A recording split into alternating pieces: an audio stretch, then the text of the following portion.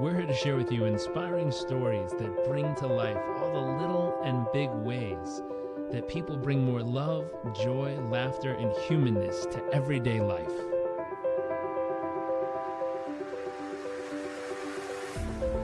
Our focus is the hunt for those little moments that refuel the human soul and reminds us what life is really all about. I invite you to sit back, enjoy the moments, enjoy the stories, the adventures, and the journeys.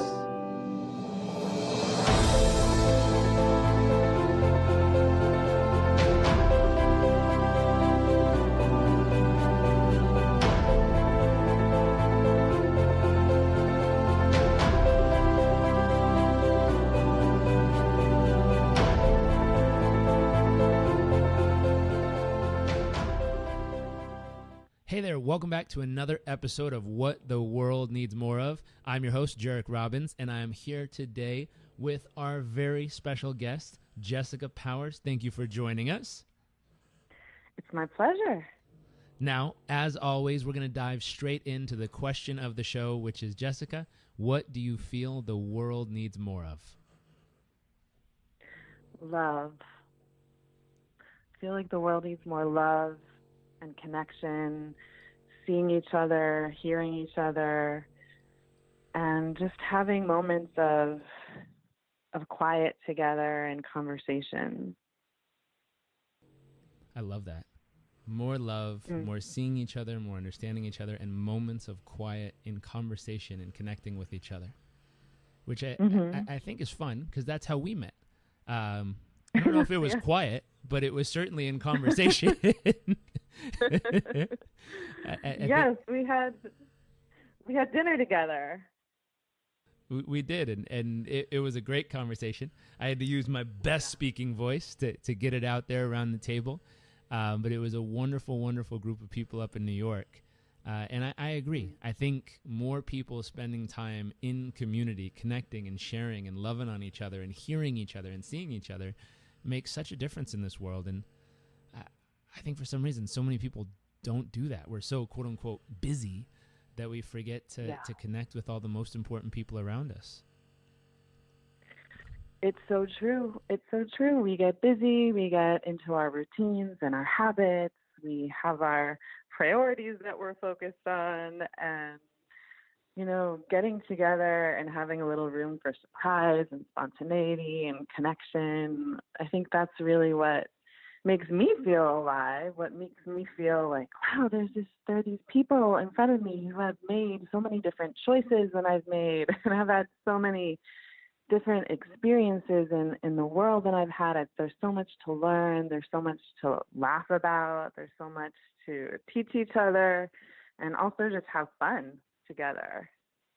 Take a break from the everyday. Take a break from our own minds and our own frameworks and our own beliefs, and kind of expand through others. I love that. I think some of my favorite conversations are the ones where, like you said, we share our framework or our perception, and then someone comes out of left field with a whole different, zinger of a thought on it, and you're like, whoa, I've never even heard of that. Totally. Like, that's amazing. Yeah. Yeah. I think being open to it is one of the big challenges to our own pride and ego in those moments. I've certainly had the gulps where I'm like, oh, they must not understand what I understand. And then, also the sensitivity to go, hey, wait a minute. What if I could step into their world and really understand their perception? Maybe I could grow right now. And it's amazing. Not always easy, but it's amazing when done right. Yeah, totally. And I have conversations with strangers just walking on the street in New York and Brooklyn all the time. When I'm in the right mode, if I'm in the line at Whole Foods, or if I'm waiting for the subway, or even just walking on the street, just like subtle moments of connection and spontaneity make me feel totally alive. I'm like, wow, the world is so vast. Like I've had conversations with champion ping pong players and people in 12-step programs and nightclub owners and, just people who come from different, a guy who met his wife ordering Chinese at a Chinese restaurant. Like, there's so many different experiences to have, and there's so many different realities out there that, you know, talking to people and really getting a sense of who they are and where they've had transitions in their lives, where they've come alive, just makes it reminds me there's so many different ways for me to come alive. That's awesome. I love that. Mm-hmm. The inspiration to see different paths to bring out the best of you in different ways. That's amazing. Yeah. Speaking of you, I'd love to know, what do you consider your wow factor to be? What makes you uniquely you? And maybe what are one or two life moments that help shape it over the years?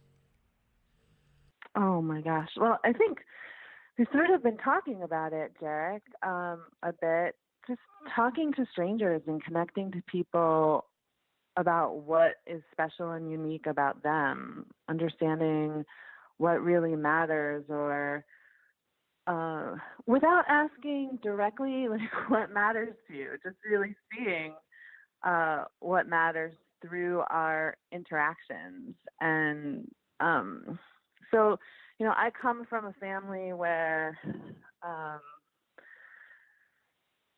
I'm very close to my grandma. She's 96 years old, and I've been close to her all my life.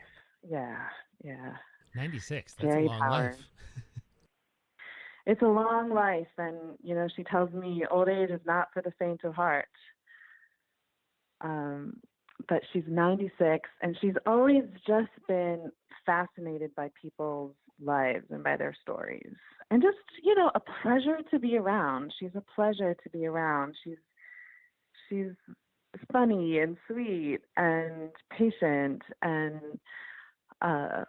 she cares about the details of people's lives. And so I've always she's been such a loving presence in my life, maybe the most loving, the most supportive presence of me growing up, I would say. And she also really cared about the story of our family. So when her father died, my great-grandfather Morris, she found letters in his talit bag that were in Yiddish that she wasn't really sure what they were all about. So she had them translated. And this was decades of letters back and forth between Brooklyn and Lithuania, and then Cleveland and Lithuania, about sort of the everyday lives of her father, Morris, and his father, my great-grandfather, David. Wow. So to be able to kind of look back at their letters and hear about very simple things like, we need a new roof, my shoes are falling apart, you know, this is what we ate for dinner tonight, have you found a wife? You know, these sorts of very simple questions that come up in the day-to-day living of people who've been gone for a very long time and who I'm related to. So really seeing that these people who I've seen pictures of, I know stories about, but I also know the intimate details of their lives, you know, what they ate for lunch on a Tuesday in 1923. Wow. It's just a way to connect more intimately with people who are not really there right now, but they're there. They are there. So I've always just felt this, like, I really just want to know who people are, whether they're physically present or even if they're emotionally present. If someone is not emotionally present in front of me, I want to stay there long enough and explore long enough to see, like, what's behind this person. Like, if they could be writing a letter to their parents in another country, you know, what are they sharing? What's going on for this person in their sort of most intimate, quiet, alone moments. What is this person feeling or thinking or wanting? And I want to be there. I want to experience that. I want to know. I want to know what. I'm curious. I want to know what makes someone who they are, what they care about, what they're afraid of. So I really think growing up with these letters have shaped me to care about what our quiet stories are that we don't necessarily share with the entire world, but that are very important to us personally. My grandfather was a ham radio operator, and I also kind of grew up looking at all the postcards that were sent to him by everyone who he contacted. And, shoeboxes and shoeboxes and shoeboxes full of postcards. And postcards are very thin, so there are a lot of postcards in a shoebox of people. These are people all over the world who, this is before the internet, before cell phones, before we could just easily connect with people with technology. My grandfather was reaching out to strangers and just saying, "Hi, this is Lou in Cleveland, Ohio."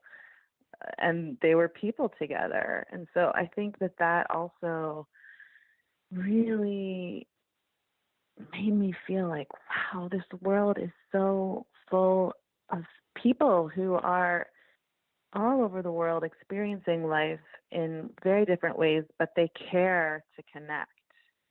They care about Lou Powers in Cleveland, Ohio in 1972. They care about the different experiences that are happening side by side. And when we can connect and ask questions and tell our stories and share our postcards and share our letters, there's just this feeling of coming alive and being connected and feeling very much like part of life, in the flow of life, in the flow of connection. And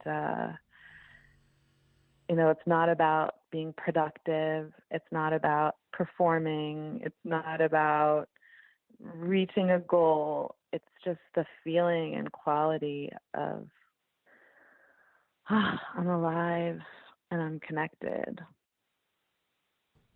That's beautiful. I think that's amazing.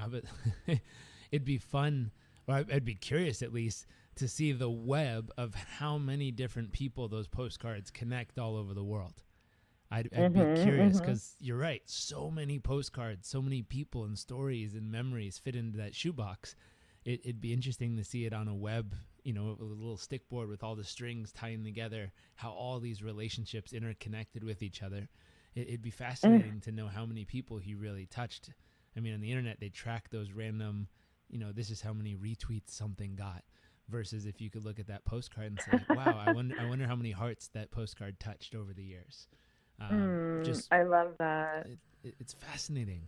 So fascinating. Yeah. And how beautiful someone took the technology that was available at the time and used it to the best of his capacity to reach so many.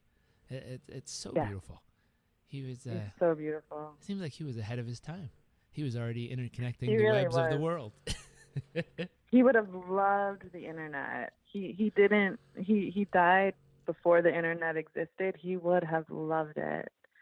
He would have loved it. I went to South Africa this summer, and my grandmother, who's 96, said to me, "Oh, you need to connect with this woman," and she gave me the woman's name. She lives in South Africa. She was an exchange student in Cleveland in, 1960 something. And she would always come to our home and use the ham radio to patch into her family in South Africa. So, over 40 years later, 50 years later, she's giving me the woman's specific name. I don't remember the woman's name. And telling me, look this person up when you're in Cape Town. because she's been to our house many times in the 60s. Wow. So I looked her up, and she actually moved from South Africa to California. And I wrote her a note through her website because she's like a gardener or a landscape architect. And I did write her a note. I didn't hear anything back, so I'm waiting for that heart to come back to me. But Oh, these connections matter. These connections really do matter. I think I forget where it was, but I remember reading a book. Maybe you remember. It was a book of someone who he wrote random people like Christmas cards, I think, or holiday cards. And he would Mm. literally send them out randomly. Like he didn't know the people. He just kind of picked them out of Yeah. the address book and sent them a Merry Christmas or Happy Holidays or Happy Hanukkah card. And he Mm. just sent it to him. And over the years, he counted how many people would write back. And then he Mm. started a pen pal, seasonal relationship with these people. And over the years, Mm. it actually built a genuine relationship, so much so that when one of their kids was going to college, the gentleman who originally sent the cards lived in the town of the college, and they were like, oh, he's like, oh, stay at my house, you're welcome. And they ended up Yeah. making such good friends with this person over random little thinking about you cards in the holidays that so many years later they were literally staying at this person's house to take their college or their kid to college to see the campus. I forget where I read about Mm. it, but it reminds me of those moments where someone can take Yeah. the initiative to reach out to someone if Mhm. they know them or don't even know them and genuinely build a relationship. I'd be curious, in today's time in history, so often when people reach out, at least I get an experience where they want something. And one thing, if I Yeah. were to listen back to things you had mentioned and just see if I could piece together a couple threads, it sounded like Lou, when he was reaching out to share more so than reaching out to try to get something from the people he was connecting with. Oh, absolutely. And I haven't The read those idea that he would cards, want to get something.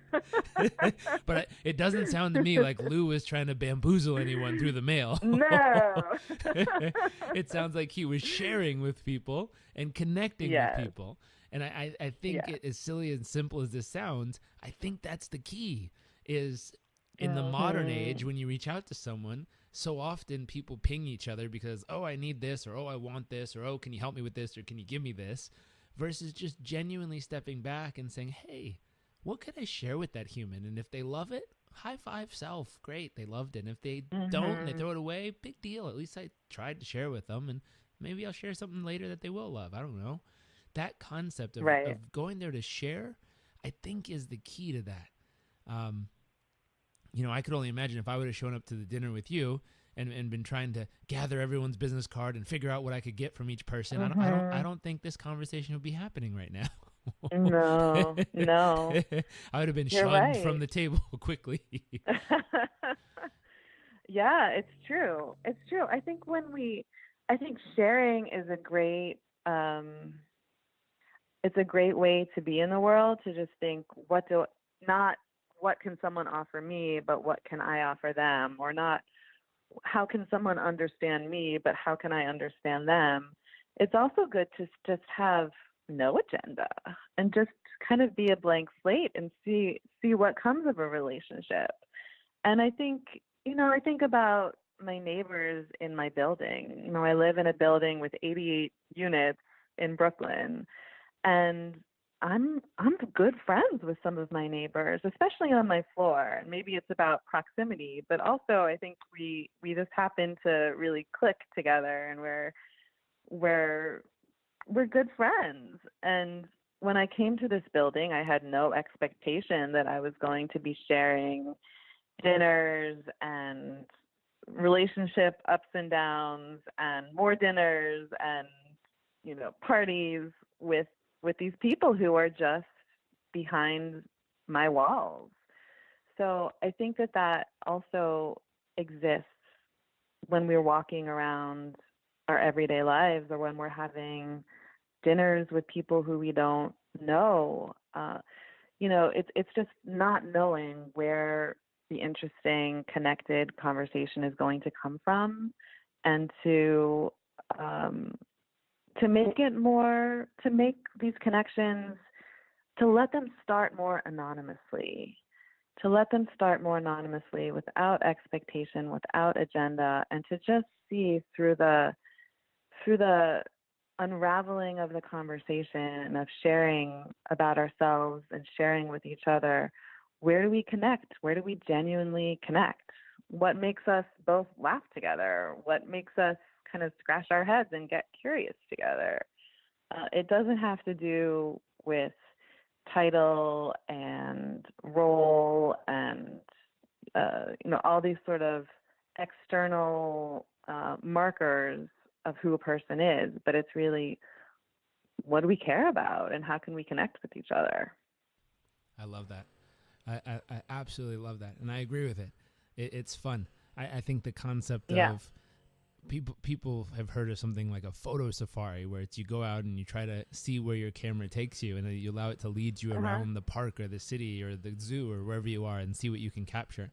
I think the same thing, a conversation safari, where it's like, wow, I'm going to go outside and I'm going to allow the conversations to just take me around town today and see where I land up. Yes. And know that it's going to be an adventure. I love it. Yes, always. How cool. Here's a question. Out of all the years and all the conversations, what's a moment that made you feel incredibly humble?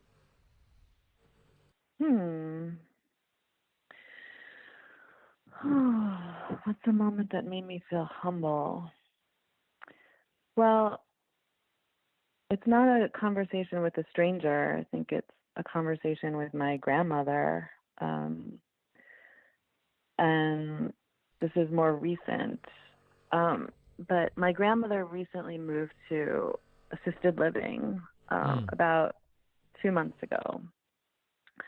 And she's been in her home for probably over 60 years. And I always knew she didn't want to leave her home, but it just came to a point where she couldn't take care of her home. Her memory has gotten worse, and she just physically needed more help and care and attention. So I was there in June, just a few days before she moved into assisted living, and I was staying at my mom's house, but I was spending my days with my grandma. And it had just gotten too late, and we were talking, and I probably spent the afternoon rubbing her feet and talking and looking at photo albums and giving each other visualization, like meditation. And it just got too late, and my mom had the car and wasn't going to pick me up. So I had a sleepover at my grandma's, and so I slept in her bed with her, kind of knowing that this was really the last time I was going to be in her home as it was, with all the life in it that she has. And we kind of cuddled up next to each other. My grandma, 96, her skin is very soft and frail and wrinkled, and me, kind of the plumper 40-year-old with energy and vitality and a lot of life left in me. And we talked about her death for a bit. I asked her, Grandma, what do you want to be read at your funeral, and what music do you love? And we were just kind of talking very, very pleasantly and softly and lovingly about this ending that, and she's still alive. She's still very much here. And, but that was just a humbling moment of, I asked these questions and I talked to her about this out of so much love. And also very humbling to have a conversation with someone who's at least seemingly closer to the end than I am. Although you never know. But it felt very humbling, and it felt like this sacred time to talk to her about her ending, her death. And I came home uh, a few days later, and we talked on the phone, and she had no recollection of the conversation. No recollection. She had no recollection that I had been there, and that was also pretty humbling, because it's very much that the moments with her, and maybe the moments with a lot of other people, are special and sacred and important, but also they go away. They're not remembered. They're forgotten sometimes, and maybe that's okay. I think it's just what is. So that reminder of closeness and connection, and then having that memory and that feeling be gone is both humbling and reassuring to me at the same time, in some weird way. I think the beauty of being able to have moments like that, yet the recognition that they can disappear so quickly is Mm-hmm. I can see that from an outside perspective in what you shared with us.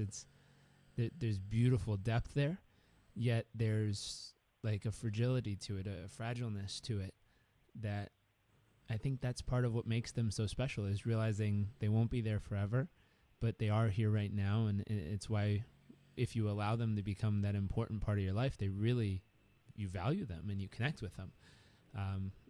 Something that is very special and unique.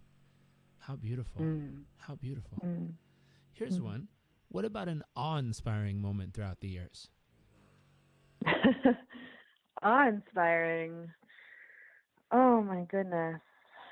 I would say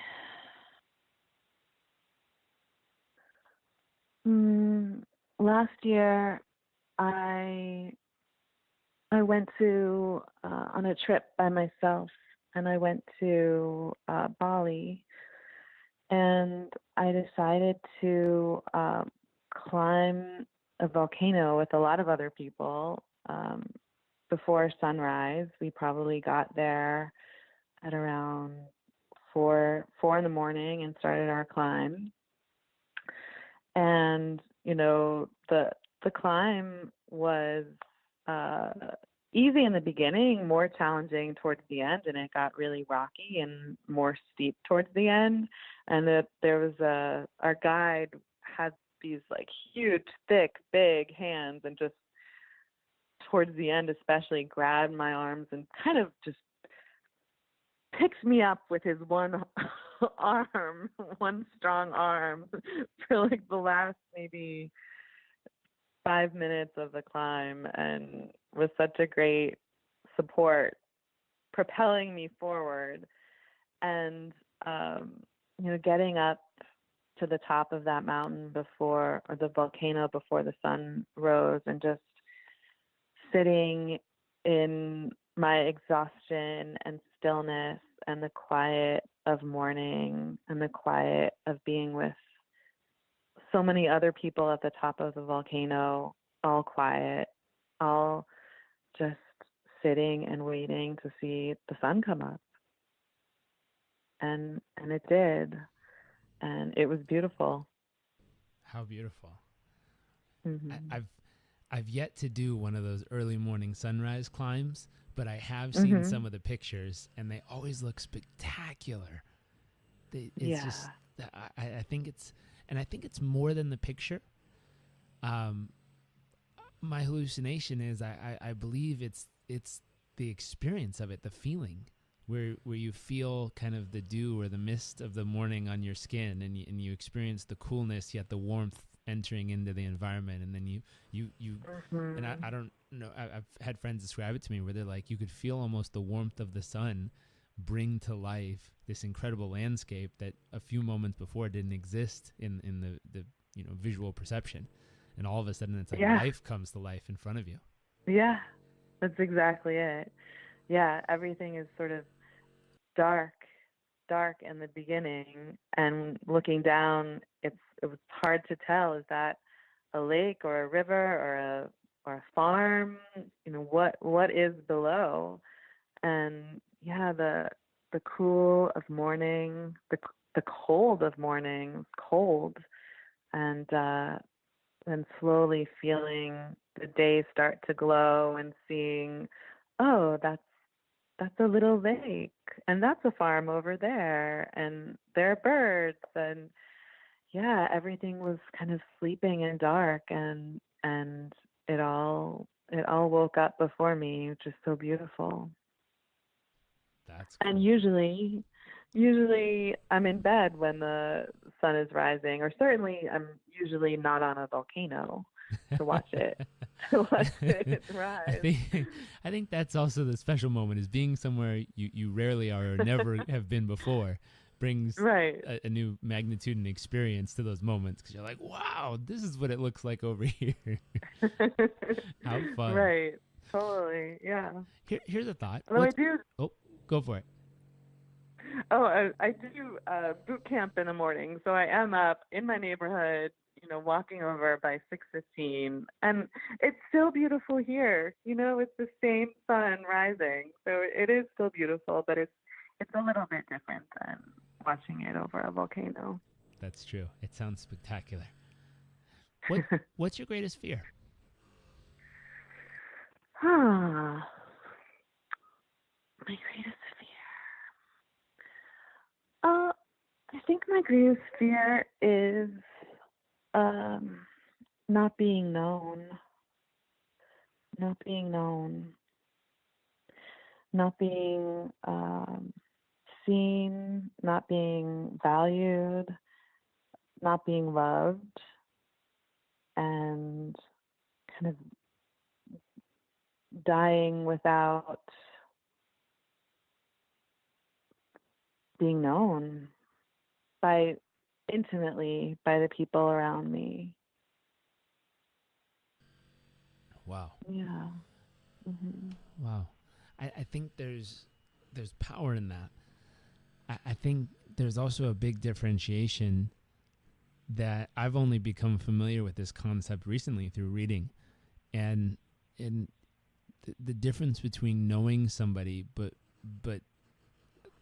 it's observing them versus seeing them, hearing them versus experiencing them, knowing them versus really knowing them. And it sounded so the same thing to me probably 3 years ago. I wouldn't have known the difference. But as I've read and learned and studied a lot of material, one lady that was really helpful was named Alison Armstrong. She describes a lot and starts to show, and I don't know if it's men that don't get this or people sometimes, but as a younger man in my 20s and 30s, I certainly didn't understand this concept. And there's so much power to it, and it changes everything when you take time and reversing to or rewinding back to something you said earlier, when you create space to be physically present with the person, but also you mentioned emotionally present with a person, where you're open to experience them, and you hear much more than just the words they're saying, but you hear the expression from where it's being shared. And you feel with them how they're feeling, and you begin to know them. You begin to know what causes those feelings, and you begin to feel when they're feeling those things. And as a friend, a partner, a community member, you begin to be able to see them in a way where you can respond to what's going on in their life without a word being spoken. And I think there's deep power in that. The surface level version of that was when my wife and I were first only a few months into our marriage, I remember sitting next to her, and I think my stepmom had taught me this. She says, if you feel like there's something that, try to feel what she's feeling. You're going to suck at it in the beginning. I was like, thanks. How do you know? Maybe I'll be good at it. She's like, no, you'll suck in the beginning. It's okay. She said, but try to feel what she's feeling and then act upon it without asking. And I was like, what the heck does that mean? And she says, act in ways of service, of experiencing what you feel she's feeling. If you feel that she might be thirsty, bring 2 glasses of water back in the room. She goes, in the beginning, you might be wrong half the time. But the times you're right, she's going to be like, wow, how did you know? And it's because you trusted your instincts, and you're helping them become more attuned to really seeing her and experiencing her. She said, if you feel like she might be cold, this one might be easier than others. Look for goosebumps. Like if you see that she's cold, hand her a blanket, wrap her, give her couch arm, wrap an arm around her, like hold her.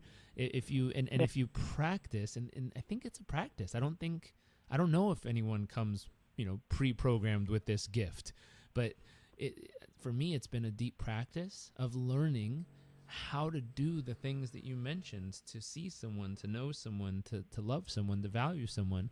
And it's a practice of all those and making that decision to really be there. And it makes such a difference. And someone told me you got to suck long enough to become okay, and be okay long enough to be good, and be good long enough to be great. And I think I might just be okay at these things. But those fears are valid, and especially in a world where technology pulls us seemingly closer together, yet so unpresent with each other. You watch a table of people where they're all on their phones connecting with other people who aren't at the table. And then we just hear the words people are saying, and we don't feel what they're actually feeling, or the expression that's causing those words.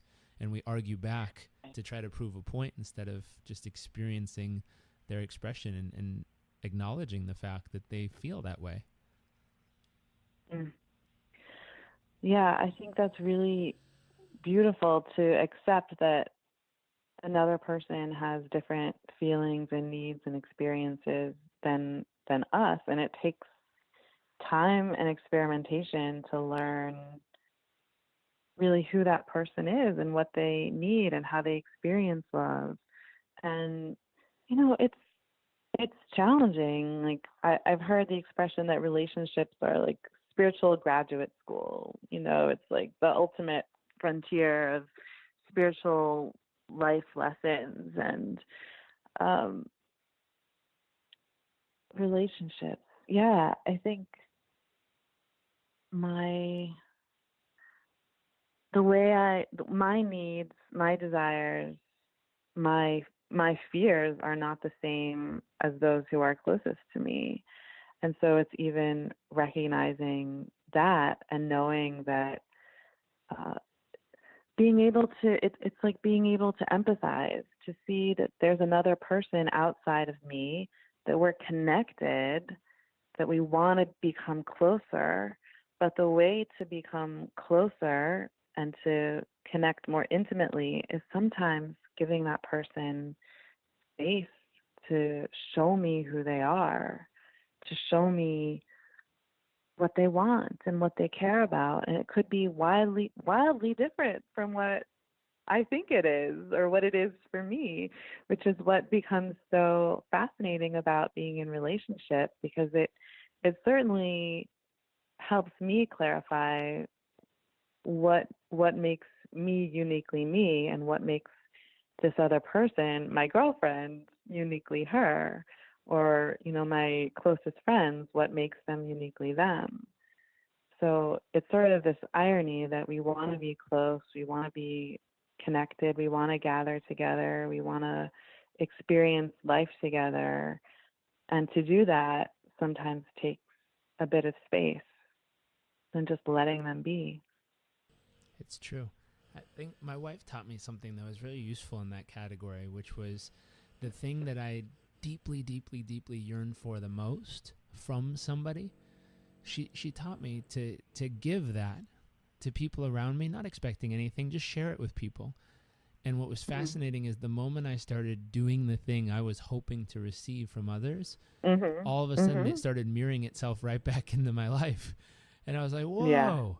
And Yeah. it certainly transformed relationships around me. It transformed my relationship with my father deeply.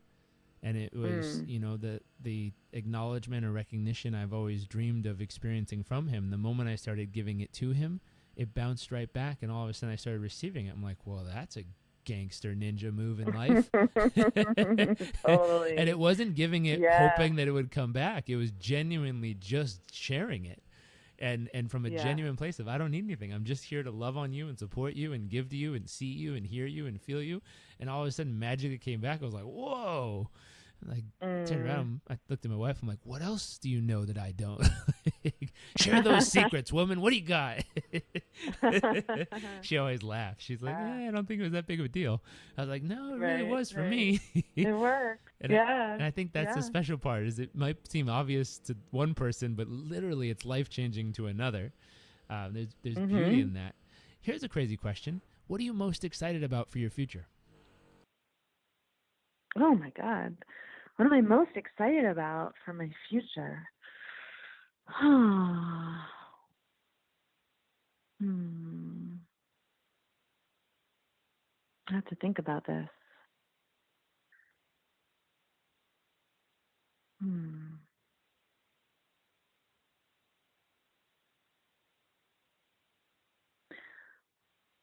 I'm still thinking. Hmm.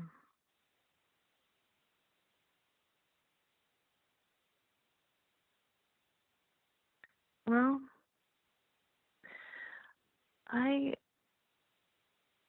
I turned I turned 40 this year, Mm-hmm. and I'm sort of an age and a marker to me, um, of kind of not of caring more about what I care about and what I want in the world and how I want to curate my life and the experiences that I want to have Hmm. in my life, um, and choosing them and creating them, um, and so the experiences that I want for the future that are exciting to me are all the things that make me feel alive.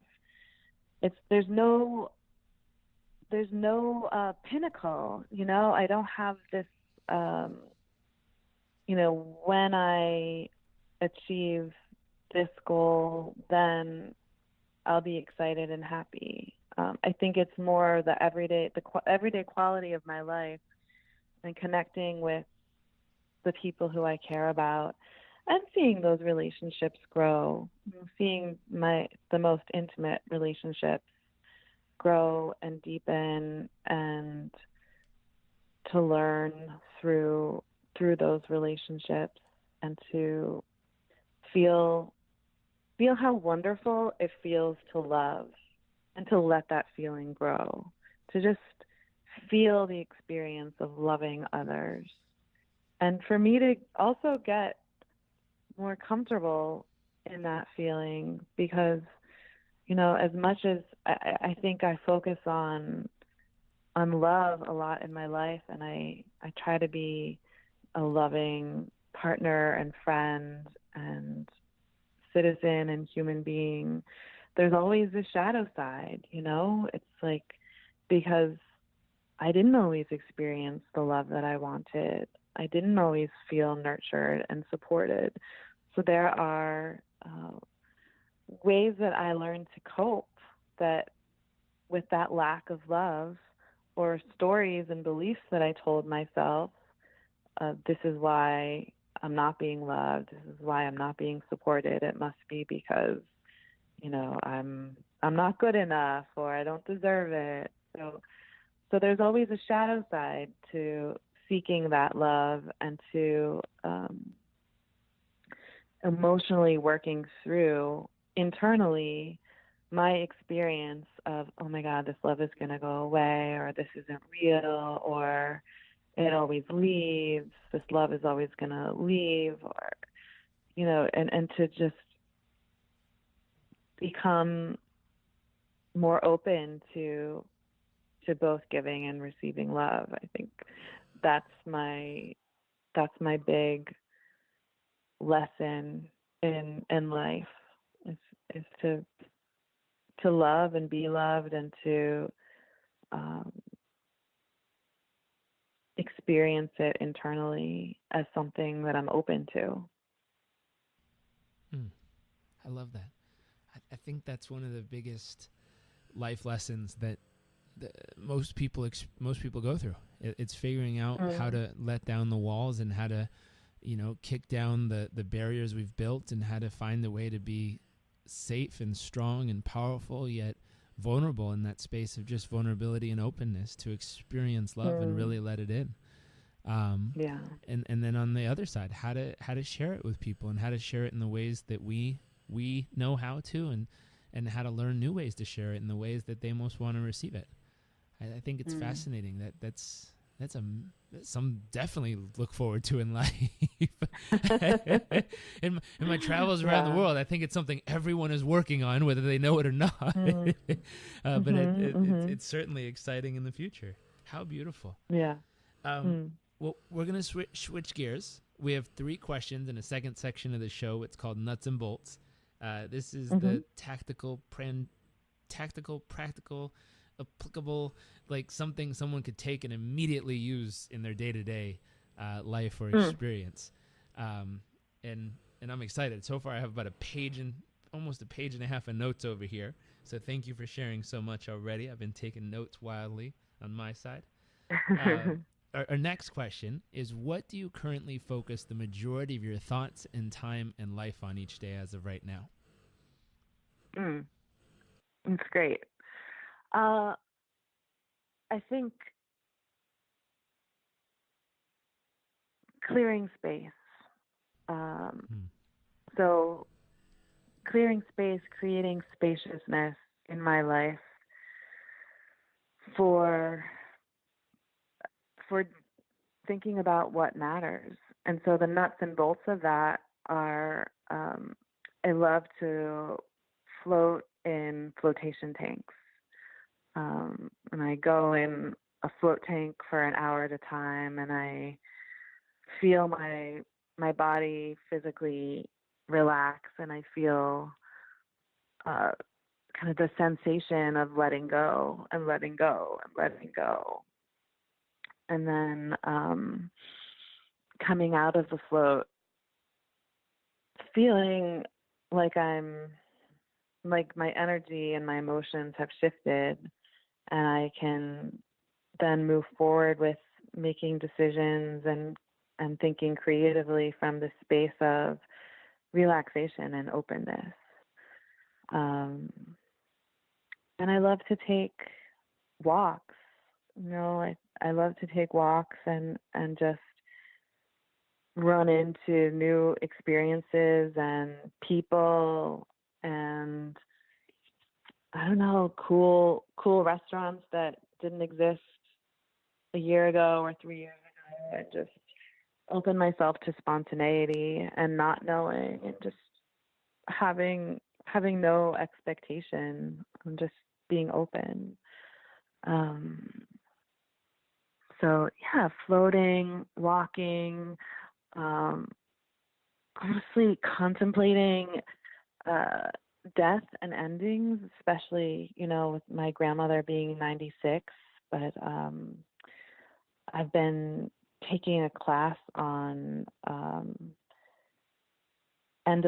being an end-of-life doula, which I'm not sure I want to be an end-of-life doula. I probably don't. But I'm really fascinated by endings, and I'm letting go. So I think kind of the practice of not only thinking about what do I want in this life today, but the process of writing an ethical will and writing and sharing about what matters to me, that when I'm gone, what do I want to continue to exist, and to do this work and to create and to connect. I do need space. I need space. I need openness. I need kind of a blank feeling and space of, I don't know all the answers. I don't know everything. I don't know what's next. I don't know who I am. If I'm going to create something new, then I really need to give myself this spaciousness, this time for no agenda, this time for spontaneity, to get there. I think that's powerful. Our next question, which was, what is the key to your success in all this? But I think you just shared it. It's creating that space, that openness, to be open to not knowing, but to stand in that space and allow it to be. Sounds like one of your keys to success in this process of what you go through each day, of the clearing and the floating and the walking and the connecting with and contemplating of death. Creating space sounds like one of the big keys. Yes. So we've made it to our final question, which is, what is one tip you could leave people with? One tip that if they were to take this from today and immediately apply it, it would help them on their journey, it would help them in their experience, and it would help them to find more space and more openness and, that ability to step into a place of unknowing to allow it to guide them in their journey.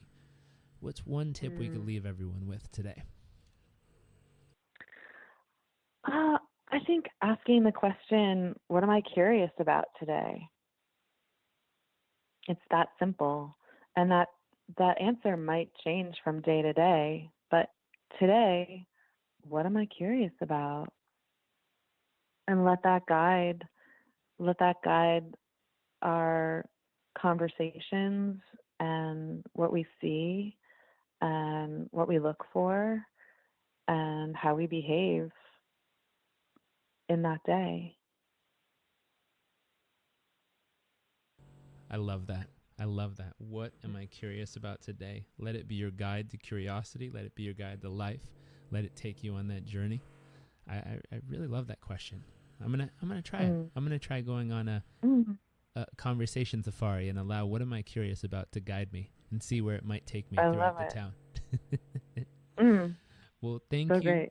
Thank you for joining us. It's been a pleasure. Like I said, I have a page and a half of notes over here. So hopefully everyone listening has enjoyed, and they've also gathered great beauty and insights from this conversation. But thank you for joining us. Thank you, Derek. It's been a pleasure. And for everyone tuning in, thank you so much for spending a little bit of life and love and laughter and joy with us through these conversations. If you're enjoying this podcast, make sure to click subscribe. If you know someone who needs to hear this one, make sure to share it with them. We believe that sharing is caring, and we love caring people here, so make sure to share. And we look forward to seeing you all next episode.